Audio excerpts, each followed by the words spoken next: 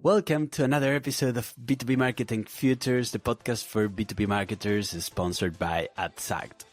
Today we are exploring one of the biggest shifts in our industry, how AI is transforming go-to-market strategy. We'll look at how AI is reshaping marketing work, how it's shifting the balance between demand creation and demand capture, what it means for brand and which skills will matter most as we move toward 2030. And before we start, I'd love for each of you to introduce yourselves and share a bit about your background and current focus. Sydney, would you like to start and give a sentence on yourself? Welcome. Sure. Welcome. Thank you. Colleague from sunny Southern California, as we were talking about. I'm currently the CMO advisor at G2, and I also advise for Scale Ventures. It's my fourth time being a CMO, so I've been in seat for a little while and lots of experiences, but it's great to be here. Awesome. Welcome. Thank you so much, Sydney. Penry, welcome. Thanks, Joaquin. Great to be here. So I am currently running a little advisory service called Charcoal Advisors, working with sort of smaller stage companies on their sort of go-to-market strategies and things like that. And for the previous 12 years was at LinkedIn running their sort of marketing and media advertising business globally. And so this is very near and dear to my heart, the discussion about B2B marketers and sort of the amazing opportunity ahead of them with AI. Awesome. Thank you so much, Penry. Paul, welcome. Thanks for inviting me on.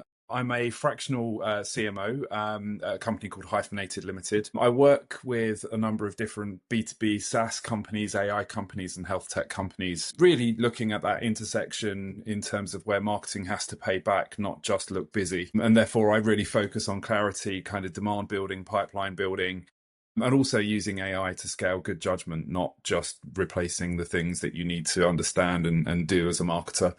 I've got about 30 years experience across fintech and Awesome, Paul. And thank you all for those great introductions. To begin, let's zoom in on the practical side. How has AI changed the way you approach marketing, from content, targeting, measurement? I'm really curious to hear how AI show up in your day-to-day work.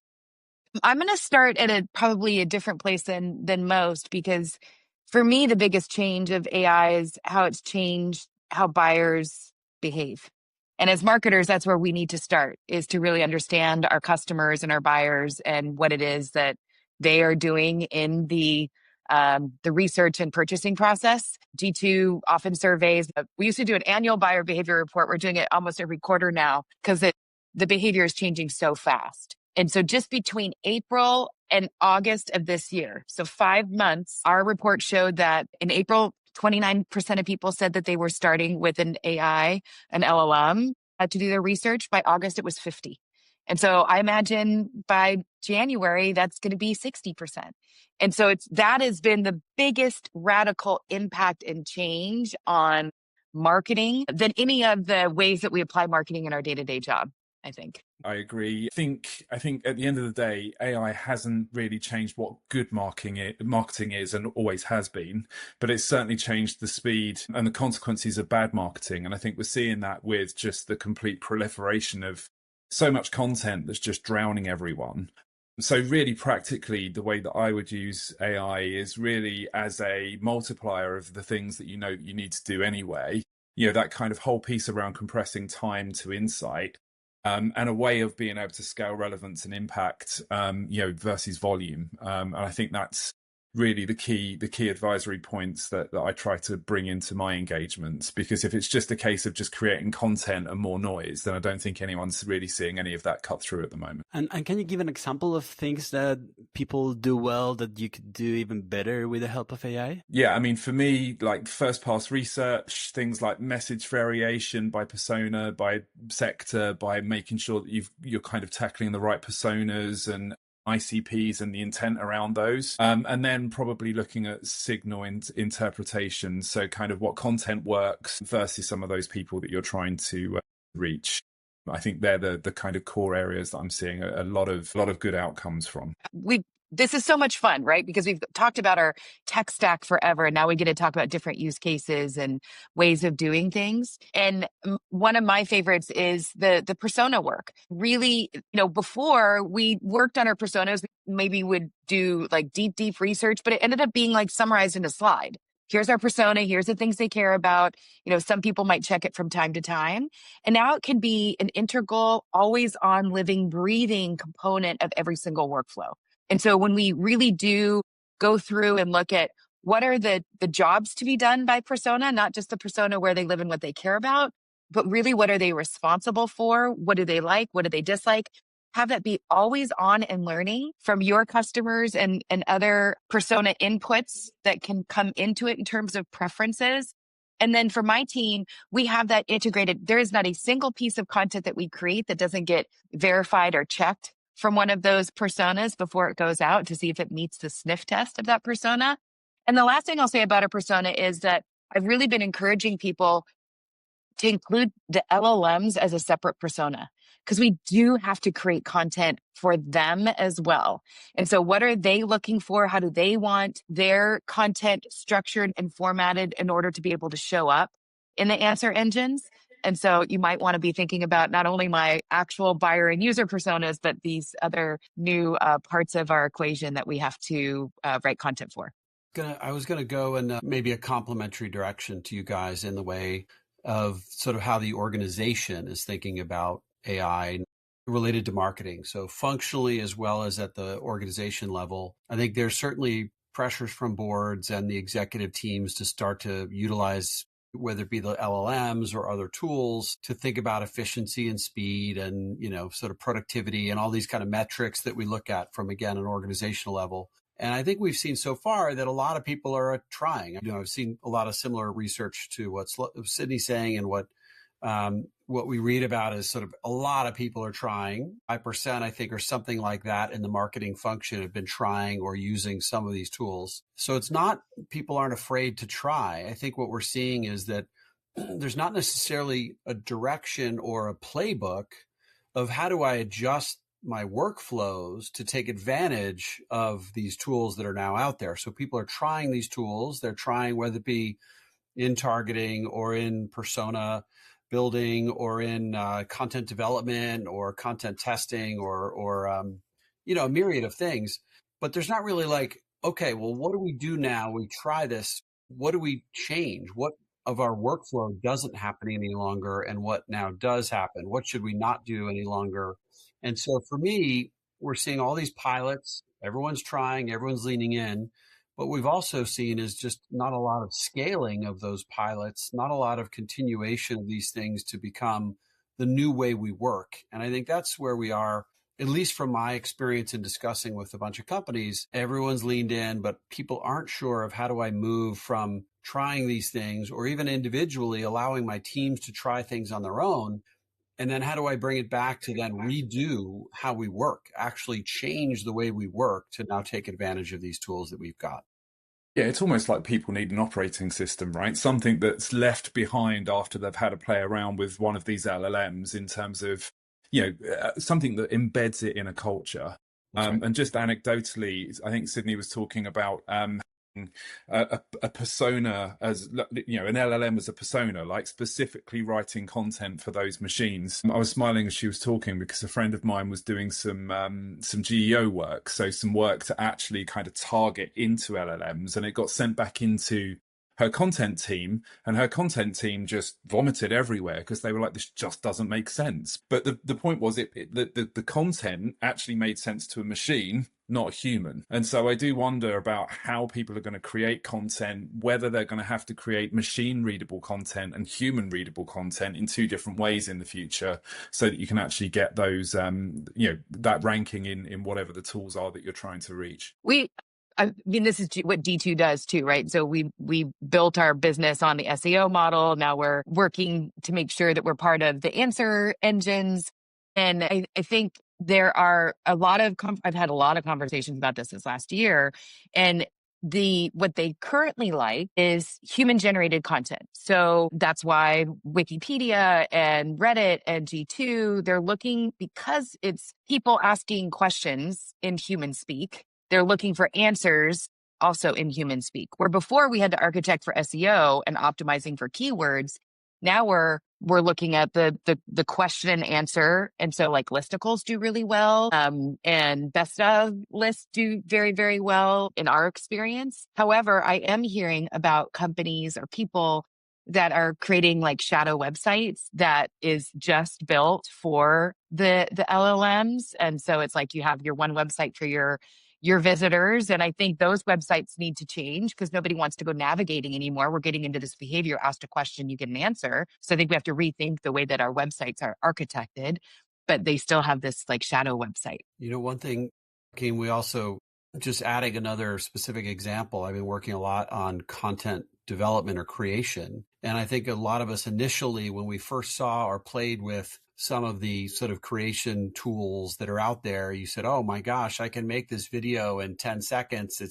It's beautiful. And it's exactly what, sort of my audience wants to see.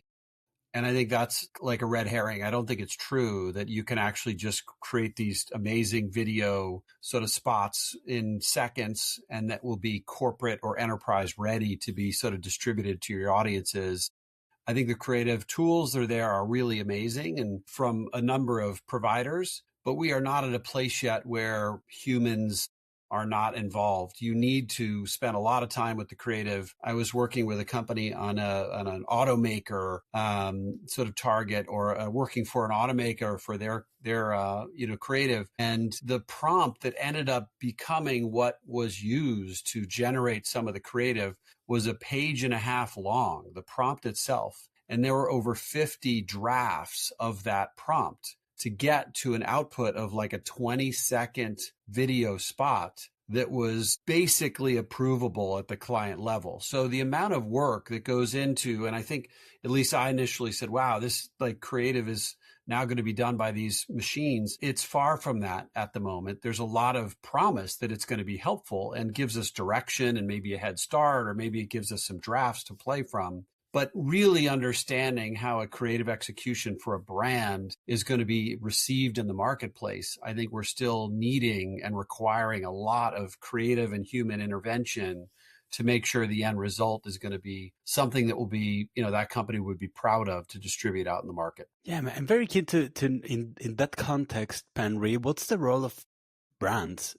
If everyone can create content and good, like kind of good quality content, almost acceptable as you describe, what are the roles of brands in this context? I think, for me, the notion of brand, and this is, to me, it's very obvious. Like, I think the actual job of a brand is actually more important. It's actually becoming clear that you're going to have hundreds, if not thousands, of different kinds of things targeted to you, maybe even personally. And you're going to have to sift through a lot of this. And especially in a B2B perspective, I think there's some research that says 86% of buyers from a buyer committee or a buyer group on day one of their assessment of some kind of new tool or new system, new software, new solution, they actually already know what brands they want to sort of work with. And it might be 2 or 3, but they already know those 3 or 4 or 2 or 3, whatever it is, brands. They've already interacted with them. They've already met with them. They may have worked with them in a previous company,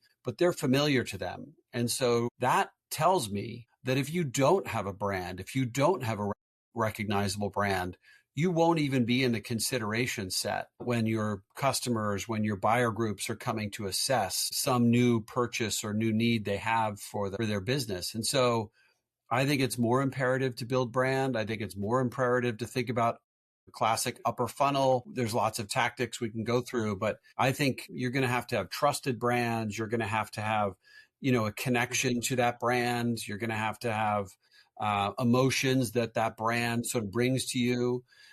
There's going to be a lot of that. And that's going to be, again, upfront. You're going to have to be doing this not in lead gen or demand gen. It's more of really brand building for these B2B companies to have to, navigate this, sort of assessment period that is really predetermined, as we say in the B2B buying cycle. I think the reality is that AI has just flooded the market with competent copy, as long as it's not being used lazily, really, really highly polished assets, just this infinite level of content. And I think the reality is the only things that are standing out at the moment are things that have got incredible clarity, really great consistency and some credibility behind it. So I'd say in the B2B space, it's probably not really any longer about big campaigns, big spend, clever slogans and things like that. It's probably more about making it super easy to understand what you do, making it obvious who you're not for, and making it really safe to buy from you.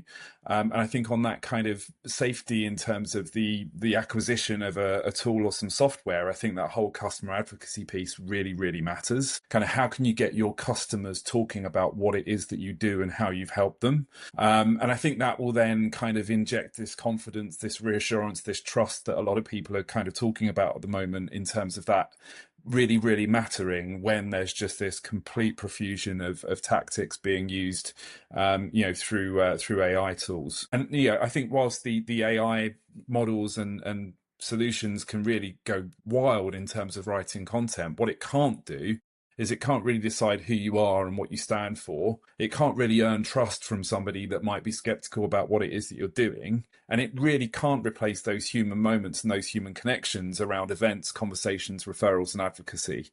And I do think that the entire environment is probably going to lurch across to those human moments down at what they would be traditionally called kind of growth marketing or field marketing kind of roles, which is one of the reasons why I'm working with a lot of people at the moment around advocacy and account-based marketing, really to try and hack into some of those trust concerns and build that credibility within companies. I've been saying we can't buy our way to demand anymore. That is that we got lucky, we got lazy. I don't know what it was, but a very large portion of many of our budgets was going to PPC to buy our way into the buying process, and that no longer is available to us. And so I love that it's making us and forcing us to go back and get creative. And I'm 100% aligned with, if you do a great job for your existing customers, to have them and their story as, how we're helping our customers achieve the outcomes they're looking for. Like, that is the craft of storytelling. And there was just a big thread this weekend on LinkedIn where, a couple of people that I follow are like, hooray, like storytelling roles are back. So we all thought we could outsource content creation to the AI, and we're realizing it doesn't resonate the same way that a great storyteller does. And I could tell you exactly in my LinkedIn feed, like, who are really great storytellers. I read their posts. I get an emotive response when I'm reading it. It includes a picture of them. And so going back to great storytelling and standing out and really understanding what your brand represents for your customers and your users, I think it's great marketing. So I'm extremely happy that it's back. I love to say that brand is and how it makes people feel. It's the five senses and how they touch it. And so as you produce events, because events are making a big comeback as well, every time. And Penry, I would say when I went to a LinkedIn event, like that consistency of the experience that I had in going to all the events was that high quality, high class, never skipping a step, the way that things were produced. Like, I think about that when we run our events, that I want it to check the box every time. There's things that we do that are absolutely consistent and raising the bar. And then how do you also apply that, not just to events, but to every single experience that you're creating for your audience? And if you really can nail that and do it consistently, I think that's what's going to break through. So it's the combination of the way that we produce our content and our experiences in a way that evokes emotion we want, plus the product paying through on that same promise. Both of those things have to come together. I love what you mentioned, Sydney, about we can't buy our way into demand anymore. And I'm very keen to know from you, Paul and Penry, how have you balanced demand creation and demand capture historically, and how AI is influencing where you invest? Do you agree with what Sydney mentioned, that you can't buy demand anymore? You can't go to the bottom of the funnel and just pay-per-click. I think actually, yeah, I think it's even worse than that. I think what's also changed is the expectation of a lot of kind of CEOs and CFOs. Not only is it true that I think you can't buy your way to demand, but I think these days there's actually a lot of people out there that believe that you can buy your way to having a marketing team through just the use of a collection of LLMs. And I think you've got an increased number of people that really want brand to show impact within 90 days. And you've got an awful lot of CMOs out there that are being judged very heavily on commercial payback and not just marketing activity. I think where AI is really helping is kind of making those mid-funnel adjustments and personalizations, I guess, viable at scale. And I think we covered that a little bit earlier. But it also allows very, very small teams to have a very, very giant leap forward in terms of kind of almost having a foundation to stand upon if they actually get the use of the AI tools right from the get-go. It also allows small teams to run ABM style plays without huge enterprise level budgets. And I think it really helps people to try to surface some of those buying signals a little bit earlier. And, you know, we could get into a big debate about what the right methods are these days in terms of measurement. You know, is it an MQL? Is it an MQA? Should marketing be judged on kind of accelerating pipeline versus building pipeline? You know, I think the traditional B2B SaaS funnel has been kind of turned on its head, and everyone's trying to figure out what the best way of measuring it and the best way of being able to traverse it. So I think it's a pretty tough time out there for a lot of people at the moment as they're trying to figure this stuff out. Yeah, I think I was going to get to where Paul was just finishing this notion of measurement, because I do think, to me, that's one of the avenues into the executive team, typically, again, the CEO, CFO, to explain this need of a balance between some kind of lower funnel activity, cost per click, or some kind of measurement down there to the brand notion. And so if you're not able to measure the impact, which most people can, it's sometimes a little harder. Sometimes they might not have the tools or their own sort of capabilities in the organization, but there's lots of places for people to get the support needed to really properly measure impact, down funnel impact, to both brand and to sort of lower funnel demand gen objectives. And so for me, it's measurement is one of these key areas where executives have to focus on establishing the right metrics, not look at those short wins. You can't just buy your way into growth at this point, as I think was touched on. So for me, it's figuring out what that way your approach at the executive level is going to be. How are we going to approach this? How do we truly measure both brand and sort of demand gen or demand capture kind of effectiveness, and then measure it properly across there and attribute it properly? That allows you to start to pick your head up and say, okay, well, I need to spend money on this brand stuff. I need to build a brand. I need people to know who I am before they're going to actually try to convert with some kind of new software, new tool, new event, whatever it might be. And, so for me, measurement is one of those most important areas to discussion as an organization and align before then you blame the CMO for not doing something correct or not hitting on some metrics, or the CRO for not delivering on the sales side. And so the blurring of the line here for me is just growth, and it's sales and marketing working together more so than they ever have done. As Paul mentioned, is it an MQL or an SQ? Like, it needs to be one thing. It needs to be one thing that there might be different phases of the one thing, but you've got to get to one thing that everybody's sort of adhered, like, this is what we're doing. We're trying to drive this much revenue, and here's the tactics that we're going to sort of use to go after that revenue. And we're all going to be judged on the same sort of path to that success, and how I contribute as part of that sort of success.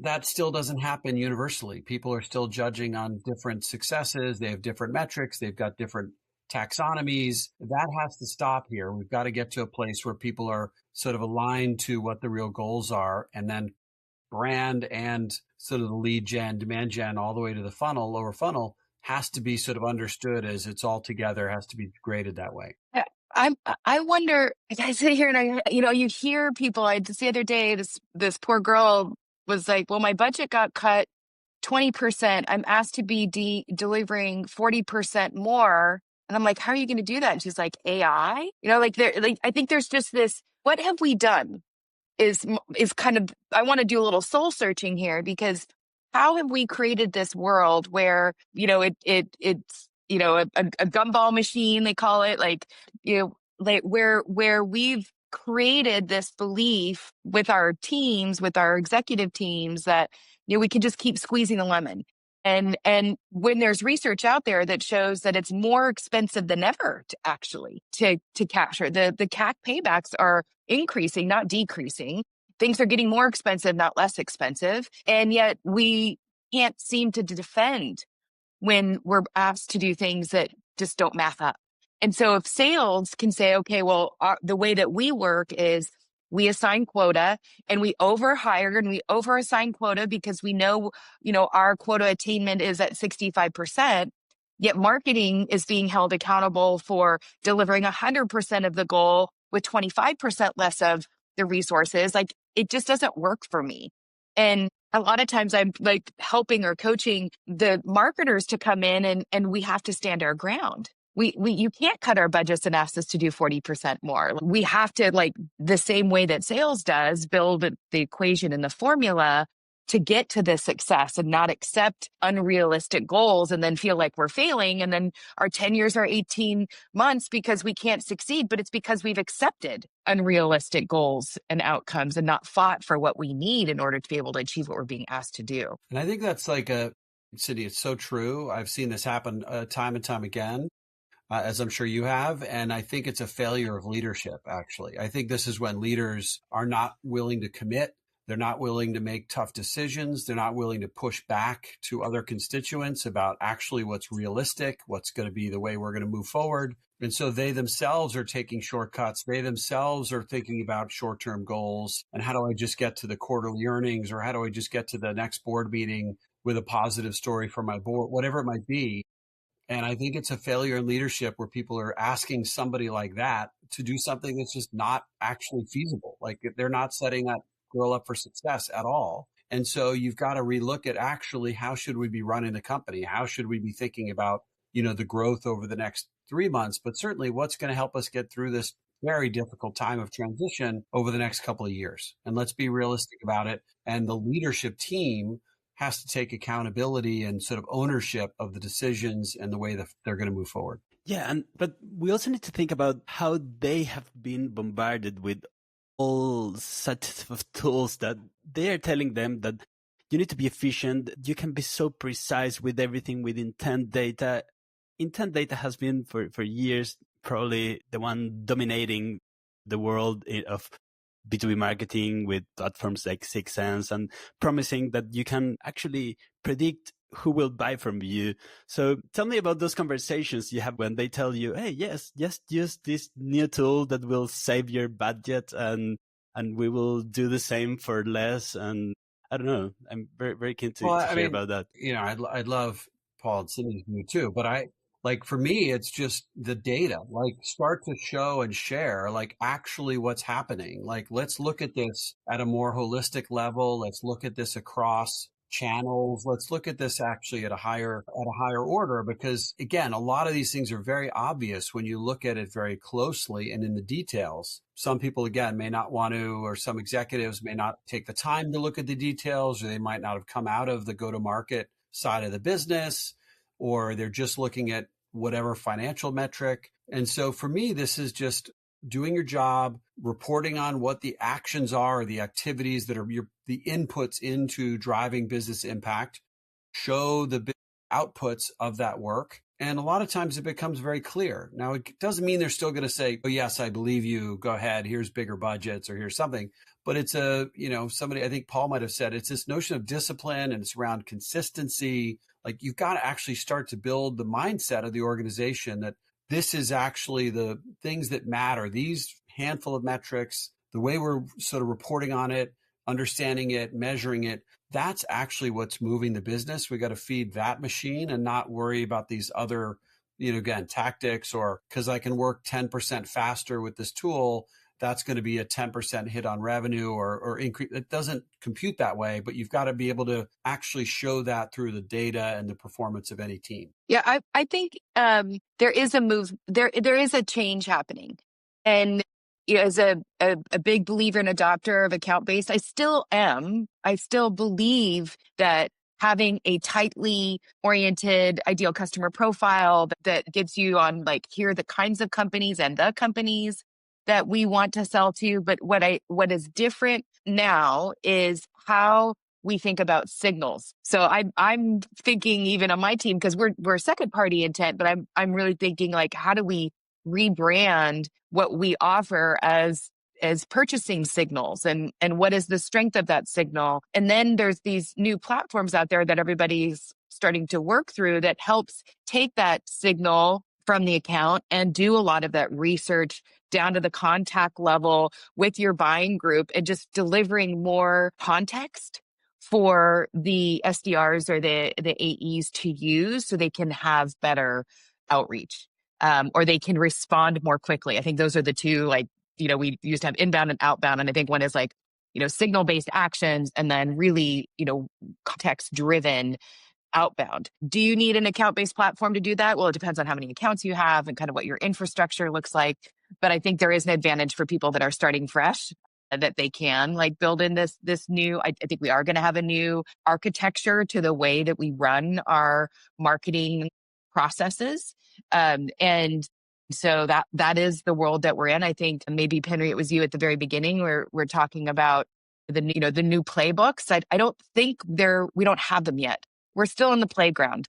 We're still trying to figure it out. I do believe that this year is when people will start to say, okay, here's how I'm going to orchestrate my customer experience. Hopefully they say that end to end, not just my inbound funnel. And these are the platforms that I'm going to standardize for my go-to-market teams. Here's our strategy of how we think about building versus buying, and when we use the AI that's inside the platforms versus us crafting our own workflows. There's a lot of architecture that's going to be done, hopefully this time with a more holistic view, A, of the customer, and B, of the revenue operations platforms, not the marketing stack and the sales stack, but like a single platform for marketing and sales to work from. And that's going to take 18 months for us to rebuild that.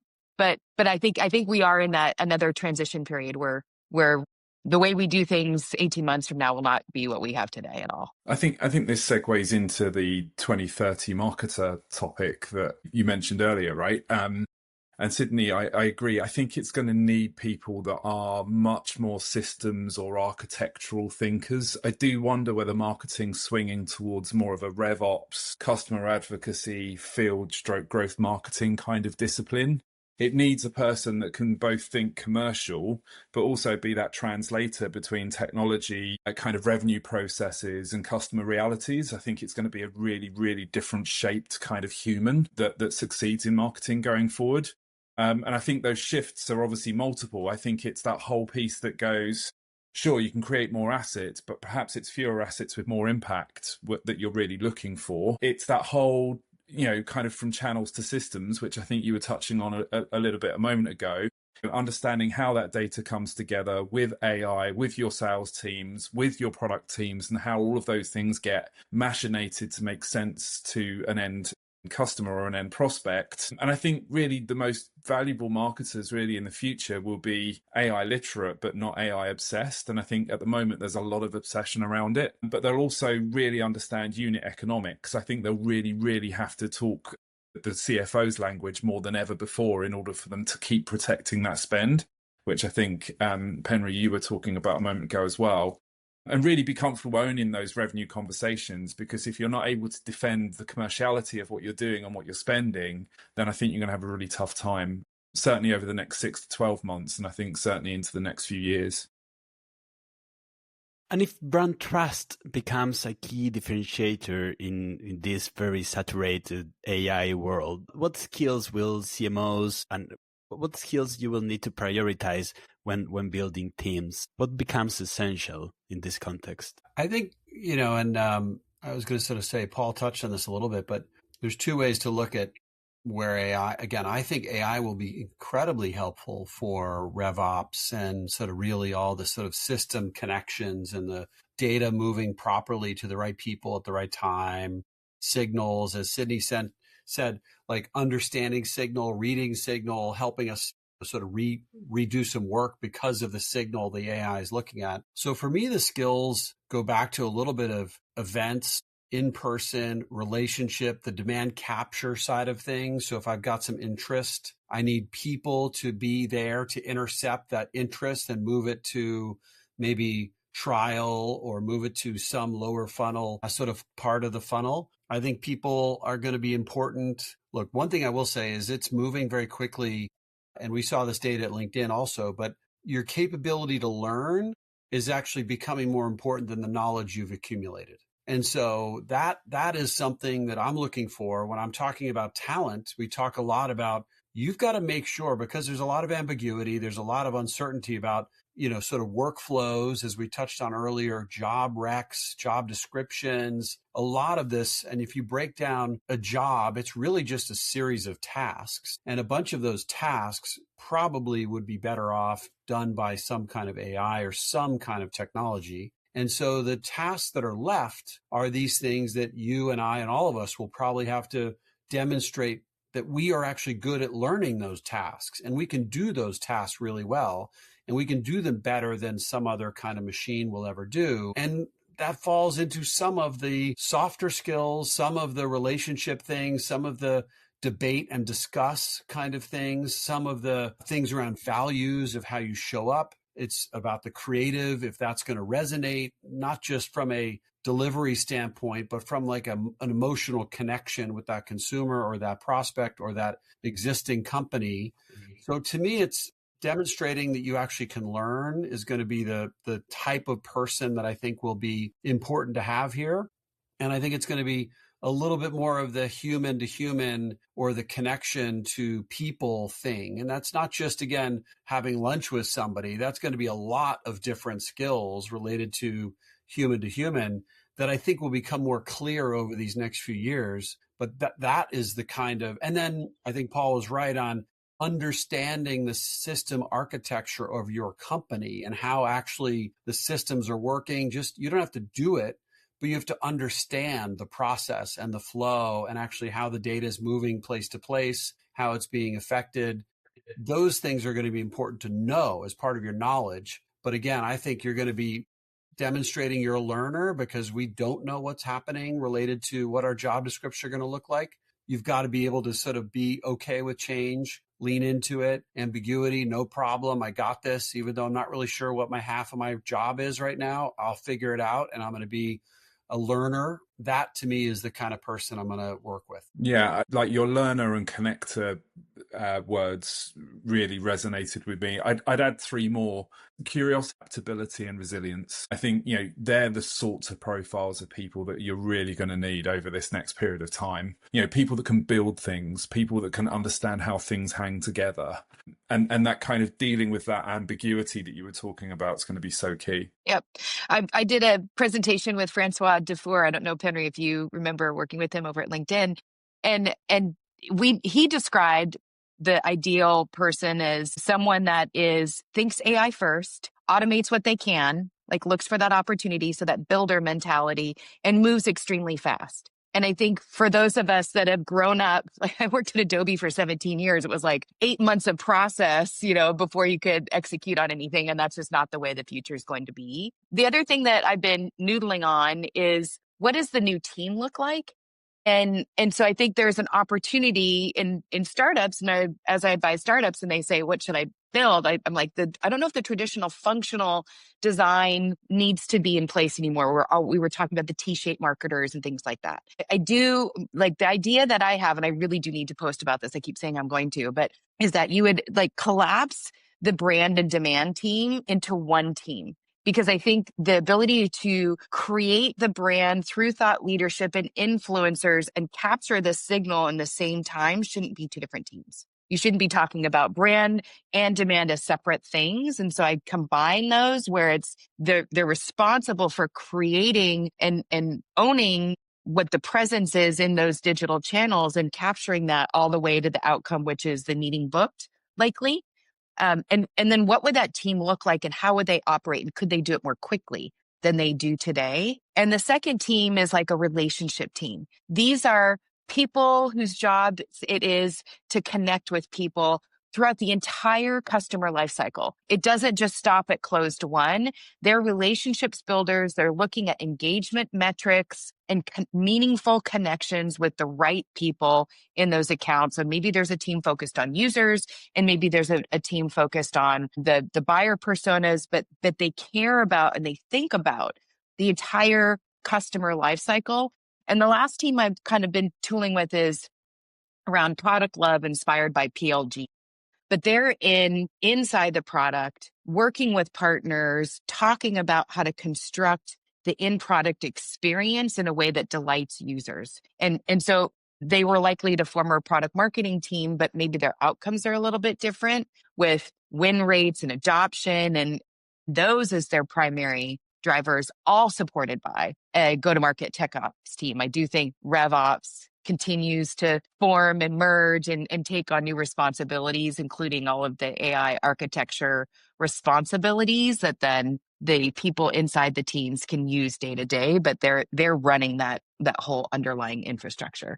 So that's kind of my idea of what the team of the future looks like as well. Yeah, I love that connection between brand and demand. And I agree, the future under one leader. Yeah, exactly. It should go in that direction. Definitely CMOs have that capability. However, how you transmit that to your teams so teams can operate as one, I think is really interesting. Well, we've covered a lot today, how AI is reshaping day-to-day marketing work, how it's shifting the balance between demand creation and demand capture, the role of brands and how we are evolving the skills. Before we close, I'd love to hear one final thought from each of you. What's the single most important thing marketing leaders should be thinking about as they navigate the AI era? AI is really forcing marketing and marketers to grow up. I think it's a lot less theatre. It's probably a lot more truth. I think it gives us the chance to do things better, to be clearer, more relevant, and probably more accountable with our organizations as well.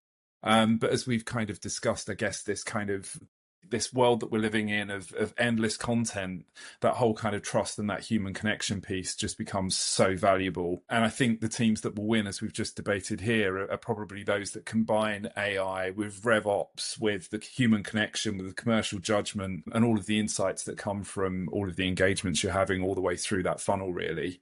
Because I think the technology and the AI use can really scale what we do in marketing. But I think at the end of the day, it's the trust element that's going to accelerate and close the deals that we all want to see come across the lines. So that would be my shot at something to leave behind. I'm going to go with customer obsession.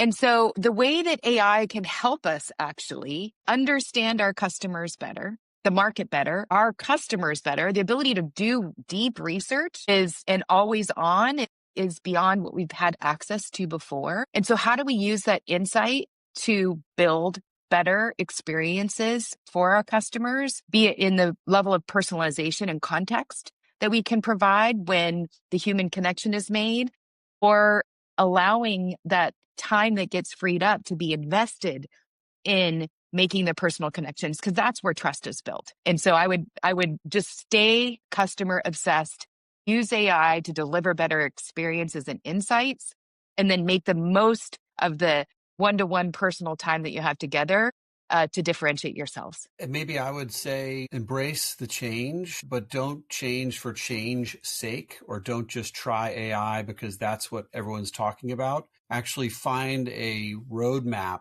to truly change the way your organization works, to make it faster, better, smarter, more customer obsessed. Make sure that if you're going to make these changes, make them clearly for these outcomes that are going to be important for the business, not just to try another tool or try this thing to go faster, but really assess your workflows, embrace those changes with real business outcomes being what you measure the progress on. Sydney, Paul, Penry, it's been a great conversation. Thank you so much for joining us. And for all the ones listening, please don't forget to subscribe and share this with a colleague if you found this useful. Until next time, thank you so much.